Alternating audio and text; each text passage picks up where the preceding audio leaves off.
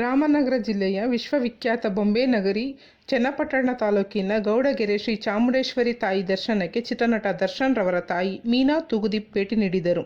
ಮೀನಾ ತೂಗುದೀಪ್ ಚಿತ್ರನಟ ದರ್ಶನ್ ರವರ ತಾಯಿಯಾಗಿದ್ದು, ಇಂದು ಚನ್ನಪಟ್ಟಣ ತಾಲೂಕಿನ ಪ್ರಸಿದ್ಧ ಗೌಡಗೆರೆ ಕ್ಷೇತ್ರಕ್ಕೆ ಭೇಟಿ ನೀಡಿ ದೇವರ ದರ್ಶನ ಪಡೆದು ತಾಯಿ ಚಾಮುಂಡೇಶ್ವರಿಗೆ ವಿಶೇಷ ಪೂಜೆ ಸಲ್ಲಿಸಿದರು.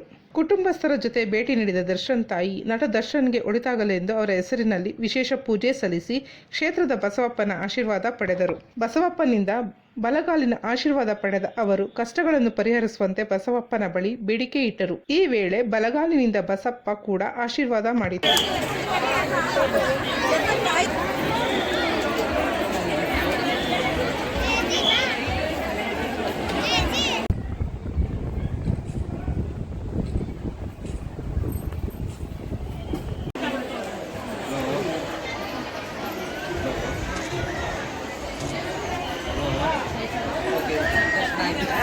ಬಂದು ತುಂಬ ನನಗೆ ಪಾಸಿಟಿವ್ ಎನರ್ಜಿ ಬಂದಂಗೆ ಆಯಿತು.